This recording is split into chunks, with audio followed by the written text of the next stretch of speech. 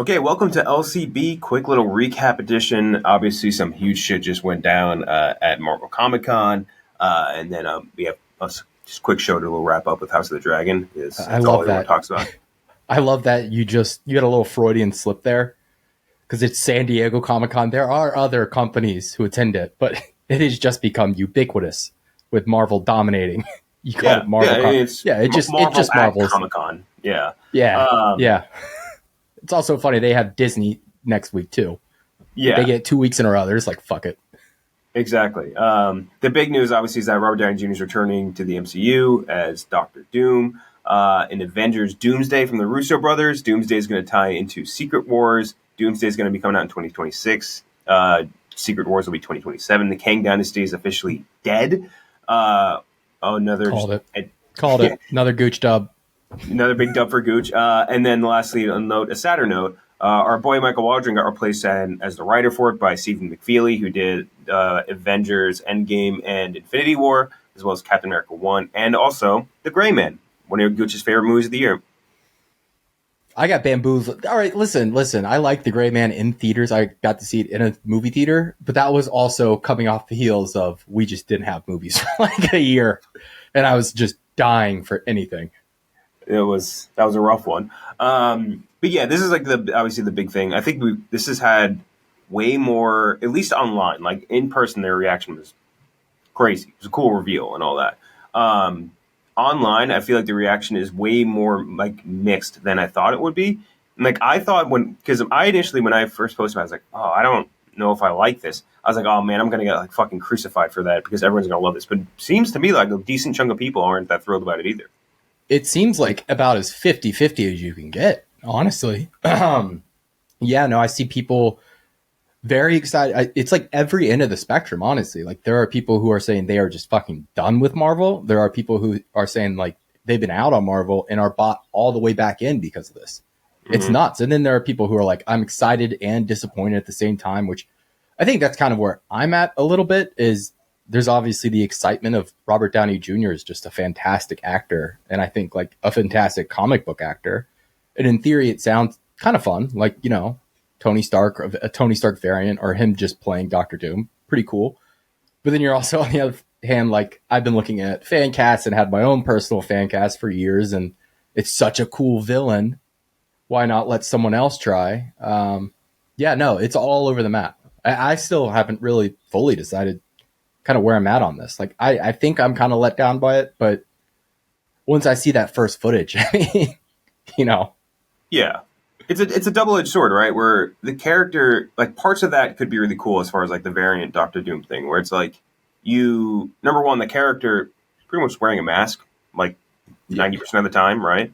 And the whole idea, right, of like the Avengers coming face to face with like their number one guy as a villain now, that's like interesting too. But at the same time, at the end of the day, it does feel just so cheap and gimmicky because it's just like, hey, our shit ain't working. Let's just bring back this guy out of retirement for one more go to try and fix everything. And like that to me feels a little cheap.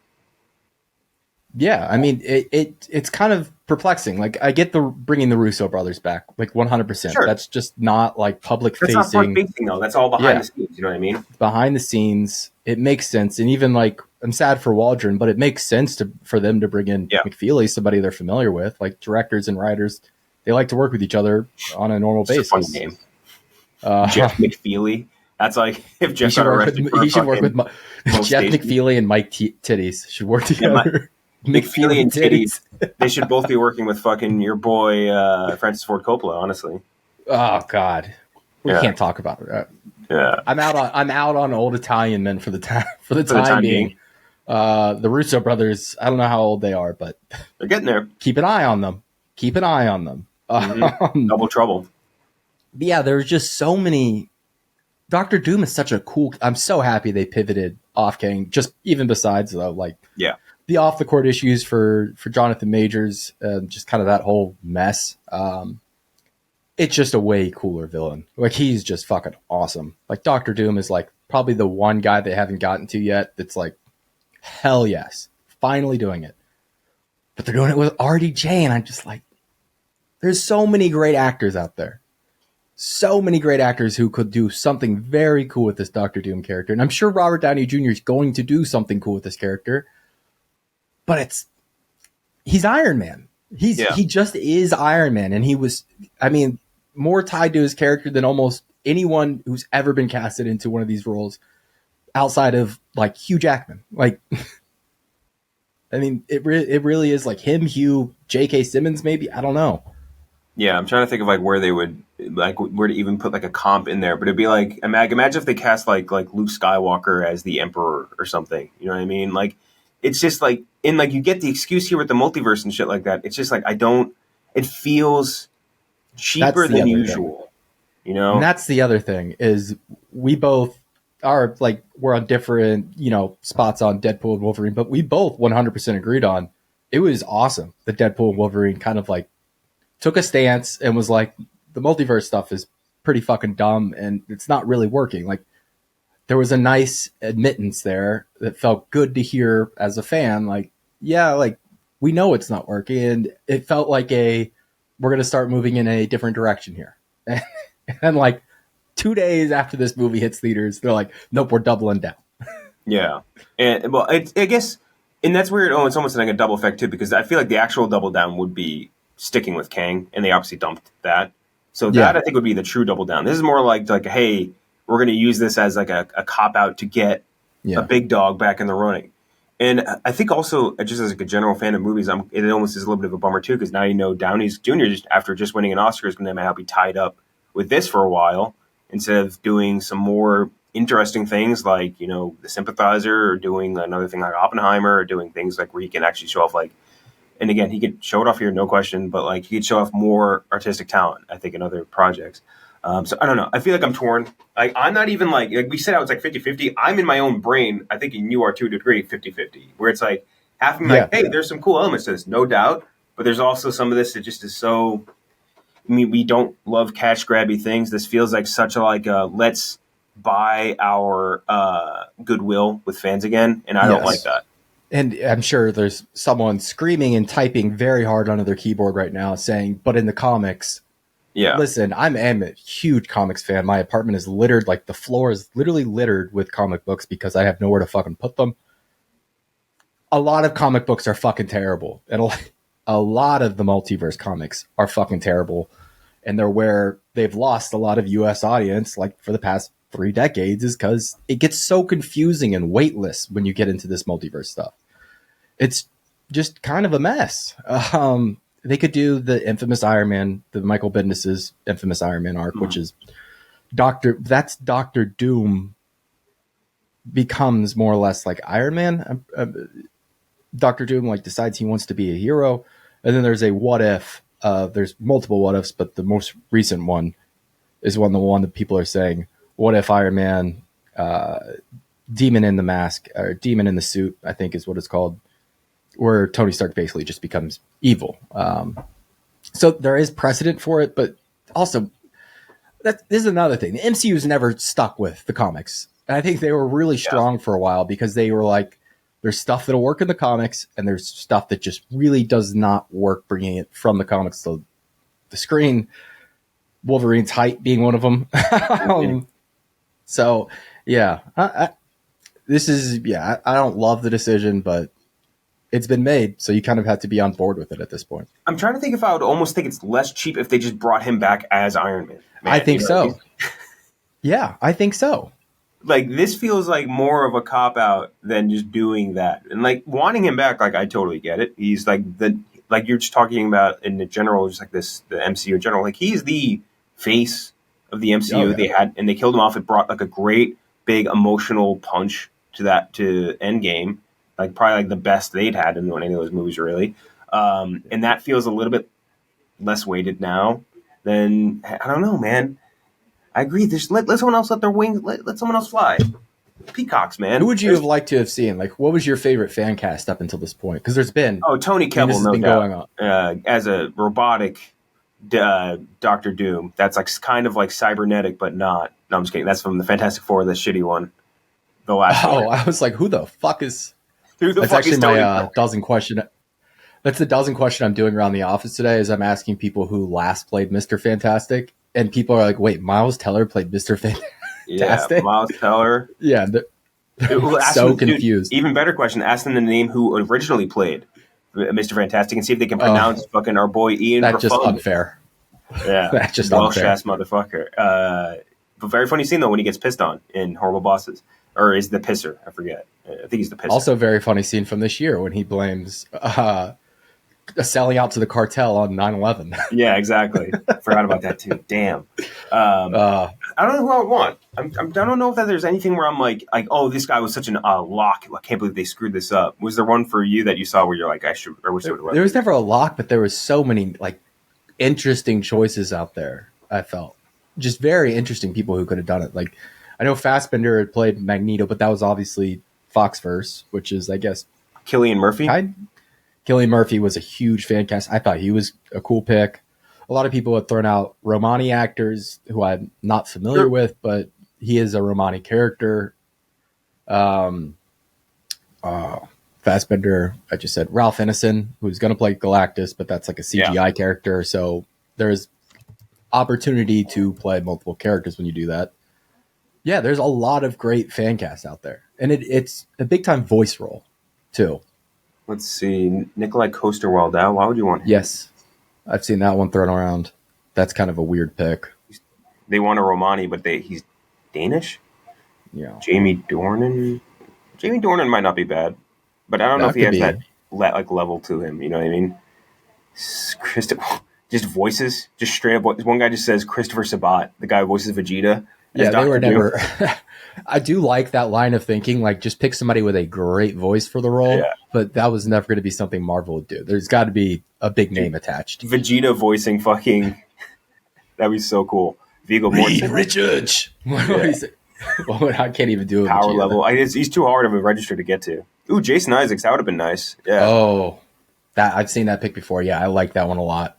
Mads Mikkelsen. Yeah, he was already burnt though. And although I guess not that matters because that matters way less than Robert Downey. I think Chiwetel Ejiofor also has played a couple characters now at this point, if I remember correctly. I don't know. There's a lot of these. And so is Gemma Chan. Dude, yeah. And Gemma Chan, Jamin Hansu, they've been everywhere.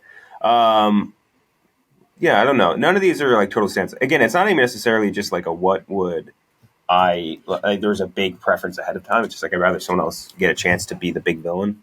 And RDJ kind of like stay in that spot. You know what I mean? Like he's like in this big spot of reverence. And again, I don't know. I'm just torn. I'm torn on it. Also, another thing I would have liked to see if they were going to do and I think that what they're going to do is Tony Stark goes evil and becomes Doctor Doom in a different universe. Pick a different actor to play a different universe's Tony Stark, if that makes sense. Tom Cruise. Like I don't think they have to look. When we go across these multiverses stuff, I don't think every single person has to look exactly the same. Like obviously they're going to have. I mean, just in the MCU alone, John Krasinski is one universe's Mr. Fantastic, and Pedro Pascal is a completely different. I don't think they need to look exactly the same. So it would have been cool to have like even just a different actor play the evil Tony Stark. Can you imagine if they brought out Tom Cruise as that alternate? Would have been. Now that's a pop that would get me going. I would have shit myself, thrown up all at the same time. I legitimately would have lost my fucking. I wouldn't have slept on Saturday.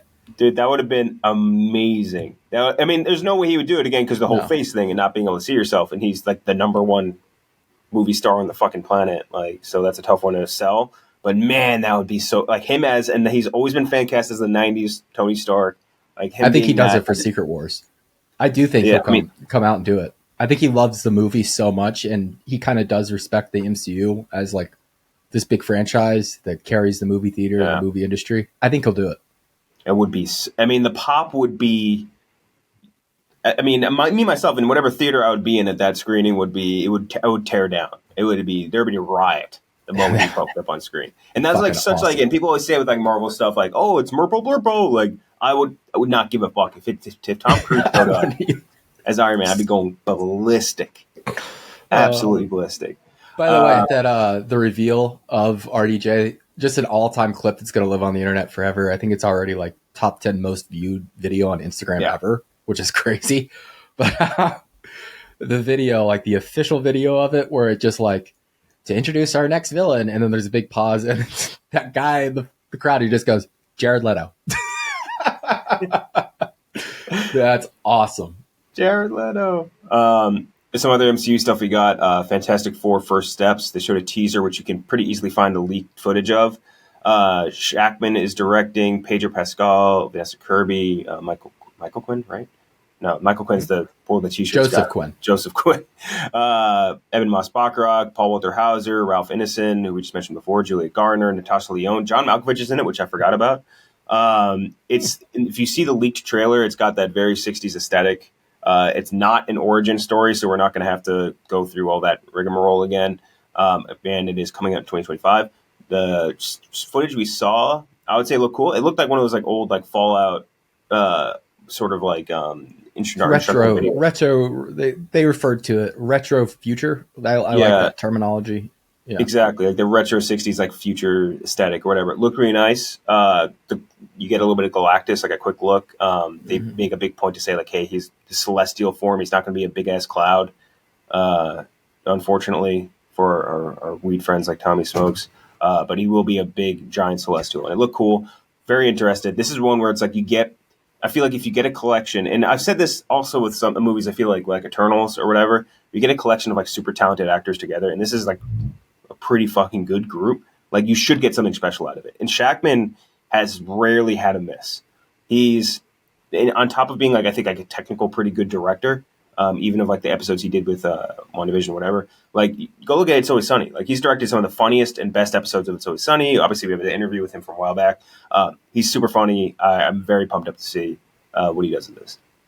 Yeah, I think Marvel is usually this stuff gets shown at Hall H, or the Star Wars stuff gets shown. It can be pretty hard to find some of the stuff they show. Like, it gets taken down quick. Mm-hmm. This one, I think they're letting this one leak a little bit, because it looks great. It looks much different than anything from the MCU, which I think is like a very positive step in the right direction. Shackman is it looks like he's got his own visual style, like the very few first episodes of WandaVision, before it kind of, inched back towards the normal MCU appearance. It has that kind of like flair to it. I really, really liked what they showed. Really liked it. That's probably like up to number one on like my future MCU. What's coming out soon? Well, it's number two actually. Number one being the Thunderbolts, of course. Of course, the Thunderbolts. Number two would be Fantastic Four. Looks great. Yeah, very interested in that. But that's one where like you didn't get I feel like a ton of new information. It was more just like, hey, here's a quick trailer for those of you that are here. I will say, why they changed the title? Why'd they add that subtitle? First Steps. Yeah, I do like, by the way, a lot that it's not an origin story. I do like that. Like we get the idea. So like, and most comic book fans do. So I'm sure they'll make a quick reference to it, but not having to spend the first act going through that is nice. Yeah. Captain America: Brave New World. They did a quick little panel for it. They announced that Giancarlo Esposito, who we saw clips of in the first trailer, he's playing Sidewinder, which is a cool ass name for a character who is not honestly looking all that interesting based on his description that I read. He started out as an economics professor before Roxxon Oil Company chemically mutated him and gave him the power to teleport, which started his criminal career as Sidewinder. He worked as a henchman alongside Anaconda, Death Adder, and Black Mamba. Later, he organized the Serpent Society, the snake-themed criminals for hire, and with the society working like a trade union. That's like not an exciting description. No. Let's talk about the GDP. The trade union. No! The group of trade union criminals. That's not that fun. Tim Blake Nelson's coming back as Samuel Stearns, the character he played in the original Hulk. And the Celestials will be addressed in this one, and they're going to officially become the source of adamantium for this universe. I didn't know that. Was that a thing in the comics? Like, no, I didn't know that was. I didn't think so. Maybe in a run or two, but I always thought adamantium was just like something they had. Yeah. So this one is Brave New World. I don't know. My hype level for it is not particularly high. I feel like I like that it's espionage and they're going back to the roots. They're getting like a little like if Red Hulk wasn't in this, I'd be way more excited. If it was just like, hey, let's as limited superhero involvement, like actual superhero involvement as possible. Way down for that. As long, like, 'cause I feel like if you get those roots of Winter Soldier, where it's just like you get a couple like just slightly elevated like superhuman guys, but like nothing crazy power wise, then yeah, that's great. But this obviously has motherfucking Harrison Ford, 90 years old, playing a CGI Hulk. So I don't know. Yeah, it's kind of weird. I feel like the avenue is there for it, since obviously Anthony Mackie's iteration of Captain America doesn't have superpowers. You'd think that they would go more grounded than putting a literal Hulk in the movie. But yeah, no, Harrison. I will say, like, I'm not that pumped for this movie. It's just there's been so many reshoots at this point. It's just really dragging, and obviously the Falcon and the Winter Soldier series was kind of meh. But Harrison Ford going up on that stage will never get me. Well, it'll never let me down. He simultaneously like knows how to work the crowd and look miserable at the same time. Dude, they shot him up with that Joe Biden cocktail heavily before that panel. They fucking injected him behind the scenes. No, he hasn't had that much energy in like 30 years, dude. That was unbelievable. Doing the pose. Like doing the full like whole thing, yeah. And then lastly, as you mentioned before, Thunderbolts, the trailer didn't leak for this. They did show it, though, in front of the crowd. Sebastian Stan, Hannah John Kamen, who played Ghost in of course. Ant-Man 2, Wyatt Russell, Julie Louis-Dreyfus, Florence Pugh, David Harbour, Olga Kurylenko, who played Taskmaster in Black Widow, Harrison Ford, Louis Pullman, a couple other people. That's coming out May 2nd. Another one where I'm like, a collection of talented people. Specifically, you look at like Florence Pugh, and like Sebastian Stan's going to be coming off the heels of the Elephant Man movie, which is apparently like the best acting of his career. And I don't know, I just collection of good people don't get this one either. Where I'm like, how do you make this work? Yeah, it just feels like they really wanted like an anti-hero movie, another one, and like a Suicide Squad for Marvel. Yeah. Yeah. And like they gave a new description for the movie. Like the new description is like one of the cringier things I've read in a while. Hold on. I just saw it was like the group of anti-heroes are tasked by the government to do something. Was there a new one that I missed? Yeah, they changed the synopsis. The official Marvel Studios, and then in parentheses, and a crew of indie veterans who definitely sold out, present Thunderbolts. Asterisk, by the way. They have an asterisk on the title now. An irreverent team-up featuring depressed assassin Yelena Belova alongside MCU's least anticipated band of misfits. I mean, I guess they're a little bit self-aware, at least, with that. Yeah. To a degree, but I mean, these are all just like a lot of bottom barrel characters, but like they're played by, again, like a Florence Pugh and like a Julia Louis-Dreyfus who just doesn't do anything, and also and suddenly now just like a pivotal character for Marvel. She's got no clue what she's doing. Oh, no clue. No. A check gets signed, and that's all she's there for. Yeah, what is God bless that woman. Valentina or something like Vaughn. There's a lot of V's. Yeah, there's a lot of V's involved.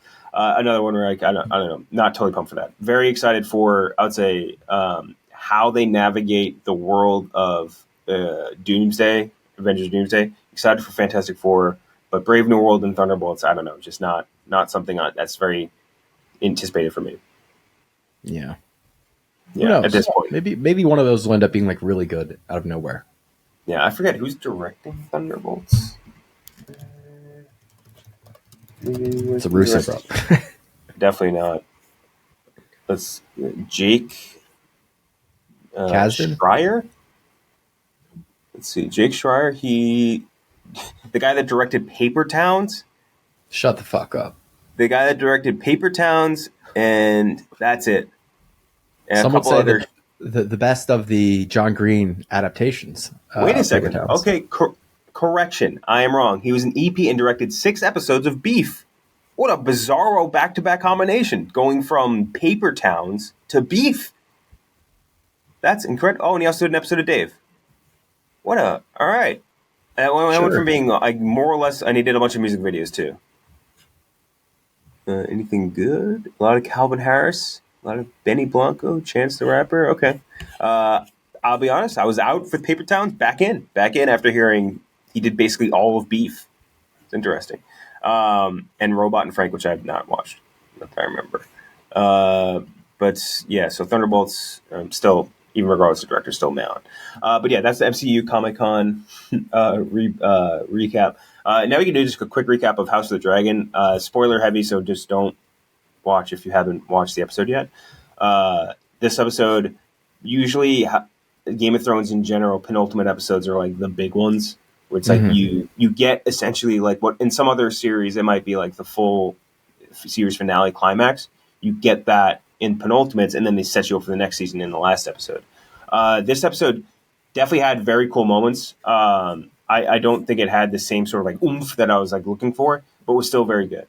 And I think there was a lot of cool, like as you can guess, I was very excited about the wonder they did in the Dragon Pit. Thought that was an awesome sequence. And I did love a couple of things. Her Rhaenyra just throwing all the bastards in there and just being like, yeah, I don't know, figure it out, guys. And just hoping something good would happen. Just to get you don't speak. The dragon speaks first. Like she she's like, here's this alien ship. By the way, it's all coded in alien. You're not allowed to know the language, though. Yeah, I'm not going to give you the keys to this car to learn how to that you're going to learn to drive. I'm not going to. And by the way, no brakes. Like it's just a crazy concept that wouldn't even give him like a lick of Valyrian for it. This episode was funny. It was a pretty funny episode. Like between fucking what's his face, not Aemond, Damon. Damon, goddamn Harrenhal. Damon was funny. They're like that little Tully kid as it comes up to him and he's like, all right, I'm going to give you an option, my king. You can leave Harrenhal, but you'll have to kill your best. And like, no, you wouldn't even finish the sentence. He's like, Dad, get me the fuck out of here already. Dude, the funniest part about this is like, I just found that, and I'm not like, I've read Thrones, but like, I'm not like very versed in the maps of like Westeros. Did not realize how fucking close Harrenhal is to Dragonstone. It's like right down the street. And Rhaenyra just keeps going, haven't heard from Damon in a while. Hey, bro. He's fucking right down the street. He's like an hour away. Oh, he's just tripping his balls off in Harrenhal. Just head is spinning. Can't stop dreaming about his fucking dead dad and dead mom. Like dead brother. Like, sorry. All this shit, dude. It's crazy. And then, but we're getting out of there, though, which is nice. It is nice. God, I'm forgetting the name of the king. The Aegon? Yeah, Aegon. No. Aegon is just like I've never seen someone look 17 and 70 at the same time. He's burnt to a crisp. They fried his ass. He's dead. He's got like one side of his head looks like a helmet, just missing the ear. He just can't walk, and everyone's like, "You need to get the fuck up." They're like, "You got to get the fuck up, or you're dead." Great. Allison just threw her hands up. She's just thrown her hands up at this point. I can't wait for her to fucking croak. Yeah, dude. It's very much karma. After her, she was like, "Yeah, no, Rhaenyra, no woman on the throne." And now she's finding out. Yeah, that cuts both ways, honey. Now she's just in the woods, like shooting a Lana Del Rey music video, just in walking the woods around with motherfucking Vincent Reagan, who I didn't even remember was in this as the Kingslayer. Yeah, that's our boy from 300, Troy. Also, he was in One Piece. He was in live action One Piece. Yeah, he's Garp. Yeah. And then, Ulf. What an all-time character. Just pulling from the clouds. Ulf the Dragon Lord. A guy who was just very... I don't even know if he had Targaryen blood in him. I still think this also, we can talk about this in a second, kind of lessens the whole Targaryen line and their claim to dragons. But him just sitting at the bar for like probably 20 years, just telling people he's part Targaryen just so he can get some free beers. Yep. And then he just took the bit a little too far. And his boys were finally like, dude, you can go down. It's like Invincible. You can go try out for the fucking Eagles, bro. Yeah, exactly. You can go do it right now. And he's like, no, maybe it's not true. And he's like, you've been sucking down our beers for the last like 20 years and you're not going to go try out? And then he just ends up with a drag. And the first thing he does, he just takes it on a little drunk spin around King's Landing. Yeah. He's like, check it out, guys. I fucking did it. He's like, I'll sober up. Just need a little AC on me. And then the whole scene with like Vhagar like driving over and seeing like, all the dragons sitting there waiting for his car. Fuck. That was a good moment. I screwed up. but yeah, and then like that whole sequence of like Rhaenyra sitting there with like all the dragons standing there. It's funny. Another funny moment was or good rather, and a funny moment was Jace just shitting on every fucking bastard he could think of. They're mongrels, mother. They're disgusting, beefy little rats. Like, yeah, you posted the Chappelle skit, the blind KKK member, all timer. Yeah, I was waiting for him to be like, their hair is dark. Yeah. Oh, their hair is dark. They're not even true Valyrians. Oh my god, that's so great. Yeah. And then him confronting his mom too. And his mom's saying, "Yeah, I was fucking strong." She's like, "I mislike it." She's like, "I don't love that you came out with brown hair." Yeah. By the way, did you see? People were getting pissed off about what's her name, Miss Sandra and Rhaenyra making out. That shit rocked. What are we complaining about here? That's that's a staple of Thrones. Is gay shit. Like they do gay stuff for throughout the entirety of Thrones, and now it's like, oh, these hot chicks are making out. What the fuck? It's like, what are you bitching about? This is like the entirety of Thrones. The coolest character ever on this fucking whole franchise was fucking everything and everyone. And that was Pedro Pascal's Oberyn. Yeah, who just it didn't matter who you were getting the meat. You were getting fucked. No question. Like when did this become a problem? So now I'm thinking about it. They never had like an ugly gay character in Thrones. Every gay character in Thrones has been smoking hot. It's like Loras and Renly, Pedro Pascal, now Rhaenyra and what's her name, and like I'm trying to think of some of the other. It's all like the hottest. There's no representation for any of the ugly gays. It's all just smoking hot gay people in the Thrones world. I'm trying to think. That's basically it. Jon Snow liked going down a little too much. I didn't know what to do. Yeah, no. Just wanted to kiss you down there. Yeah, good episode. Trying to think of any other moments we might have missed. Nothing crazy, I don't think. I do like that the dragon trainers like unionizing. It's like nope, you're not bringing these guys in here. We're out of here. Yeah, it's very funny. No, this has got to. How many seasons is this supposed to be? 2 seasons.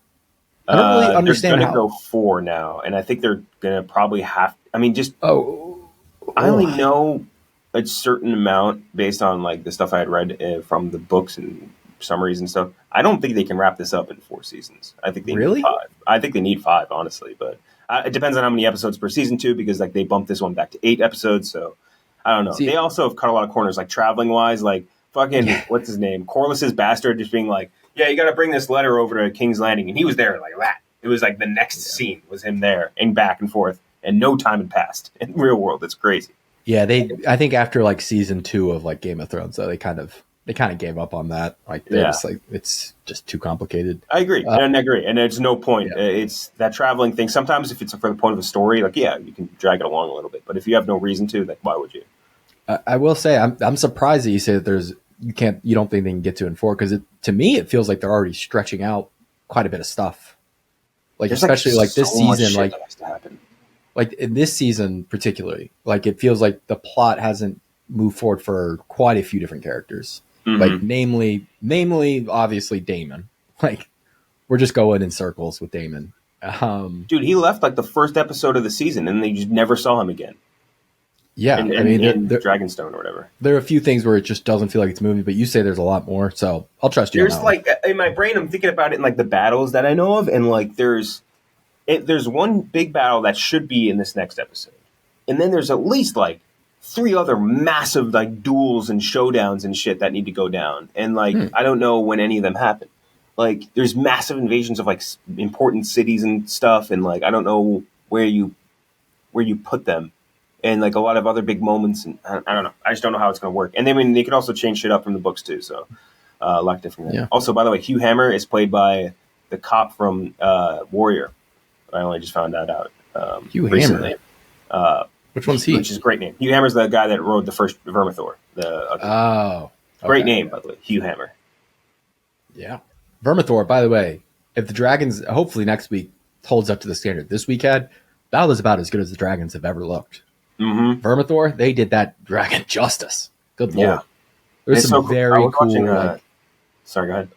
I was gonna say very cool, almost like Jurassic Park style shots with Vermithor. It was awesome the way they handled that whole scene. The sound of his dragon breath too was sick. What I don't know, I don't even know how to describe it, but it sounded like an actual like flamethrower. It was crazy. He looked great, and I was watching like the behind the dragon thing or whatever they do, like the behind the scenes thing. And that was also very interesting, like seeing like how they put all this together. And I always joke about like the tennis ball shit and all that. Like watching that whole sequence and that was one of my favorite shots I think of the series, at least of the season, where like Rhaenyra like puts her hand on Vermithor and like they show it like backed up against the light, the caves and shit. Cool ass shot. And then like they're showing the behind the scenes, and it's just like her and like a soundstage petting like a blue like car hood, basically. And like how you get anything out of that shot as an actor, I don't know. But a lot of that shit looked really cool, and especially they showed like where they stitched together the long take where like they're running away from the dragon, Hugh Hammer is, and that was really cool. Like they're like, yeah, we cut from here, like we do a movement here to disguise it there, and like that was really cool. And then all the actors just talking about like the dude who plays Ulf was very funny. He's like, yeah, one day you're like doing theater in England, and then like the next day you're 45 years old on a fucking giant mount for like to pretend to be in a dragon, and they're shooting wind in your face when you're pretending to be riding around a city, and like that was also pretty funny. Oh, I hope Ulf doesn't die. He's very much dead in the next episode, but I hope he doesn't. I don't think. I'm trying to think. I don't know that I don't know. I know when it's impossible to avoid certain spoilers with this, especially if like in my TikTok algorithm there's like Ruined by House of the Dragon, where like now just people just post spoilers like straight up from like the books and shit. So like I know which character like now generally when characters are gonna die, and that's why my timeline of it still doesn't fucking work. Or like how do they line this up across just 2 more seasons? I feel like they need the one more just to put a bow on it, but I don't know. I mean, I think they probably should do 4, but I don't know how. But House of the Dragon's been good. I'm trying to think anything else. I haven't been watching anything else that's currently airing. I know people have very much loved Presumed Innocent. I think I might do that this weekend. Yeah, that's really the only other show going, I think, right now. I'm trying to think of anything else. I feel like there was one other show that I started that didn't like. There's a couple other ones. Like Prime had a couple new ones, I think, come out over the last few days. Man from U.N.C.L.E.'s on. Keeping that one lined up. Hell yeah. Guy Ritchie banger. Yeah. I did do, I think I mentioned this on a previous episode, but I started Ozarks because I went through like the first few episodes a couple times and then just bailed. I made it through like about a season and a half of Ozark, and then I kind of tapped out. I'm like, I don't know. I'm just kind of lost interest. I'm like you. It's just too goddamn blue for me. It's so fucking blue. It's the bluest show I've ever seen. I had people commenting too when I posted that. I'm like, yeah, I wish it was just less blue. And they're like, what are you talking about? I'm like, what do you mean? What am I talking about? It's the bluest show I've ever seen. It's the biggest. Michael Mann would come watching that show. Oh yeah, big time. What was the Prime show I was watching? I swear. I feel like the reaction, by the way, to the Boys finale was relatively good, I would say. Yeah, they had a bunch of new shit announced too at Comic-Con. Doing that a prequel, kind of weird. They're doing a prequel series with Jensen Ackles and Aya Cash. I knew that obviously Soldier Boy and the Nazi woman from season 3. Yeah, I knew that he was obviously like a Captain America, like fought the Nazis and all that shit because they talked about that in the show. I didn't know that she was an older character. I mean, I just didn't remember that. Yeah, she was she was like dating Nazis. Pretty sure. Yeah, I forgot about that. But I obviously did remember Soldier Boy, and they did tease some Soldier Boy stuff at the end of this last season too. So I don't know. I like more Jensen Ackles. I think he's a good actor, funny guy. He should have been Dr. Doom. Jensen Ackles, Doctor. He should be everyone, according to everyone. They want him to play every important comic book movie. The Boys fandom is like very much. They fan cast all their actors. They're like Anthony Starr. You're going to be the next Batman, Superman, Doctor Doom. You're going to be all of them. Wolverine. Yeah. I've seen Anthony Starr cast as every comic book character ever. Dude, it's crazy. They want him for everything. Tim and then Giancarlo Esposito is just the other guy who just they can't help themselves. If you have a villain role available, they want Giancarlo to cast. I'm kind of surprised they I'm not going to say like wasted, but like wasted him on this minor of a villain. Oh, for the MCU? Yeah. Yeah. I don't know, I feel like that's kind of burning him. But let him play a hero one time.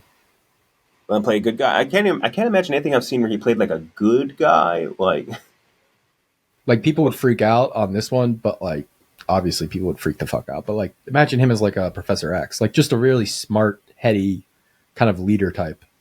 I remember once think we it would did a fan casting of like the MCU for as X-Men, and I cast Mahershala Ali as Professor X, which I still think would be awesome. Yeah, I mean, put him anywhere. I think it works. Get him in the MCU somehow, and it would be good. I don't think he's gonna do it anymore. Yeah. I think this weekend might have been the nail in the coffin for him. Yeah, I'll be the only one, which is so funny. Like they kind of ruined all of that goodwill with just like whatever goodwill was left, I guess, with just like a throwaway joke. Although again, I mean, if they're making that also might have meant like Wesley's wrong. Like look at the camera, Wesley. You don't know what you're talking about. We're actually bringing in someone new, but I don't think Wesley Snipes agrees to do it if he doesn't mean it the way I think he meant it, which is I am the only one. He still looked pretty fucking good as Blade. He did. I watched it over the weekend. Just middle is kind of boring, but like beginning and end. The beginning 30 minutes and the last 30 minutes are just fucking insane. Mm-hmm. All right, but yeah, that's basically everything. Nothing else crazy going on. I think we said we were going to do Trap, right? Yeah, in the week. Which is very mixed reviews. Yeah, I'm not seeing anything too solid on it, I would say, but I'm down to support our boy Josh Hartnett. I'm a Hartnett guy. I'm a Shyamalan head, so Shyamalan head. Respect to him giving his daughter work. But yeah, we'll see you guys. I would say later this week for some Trap housing. All right. See ya. Sweet.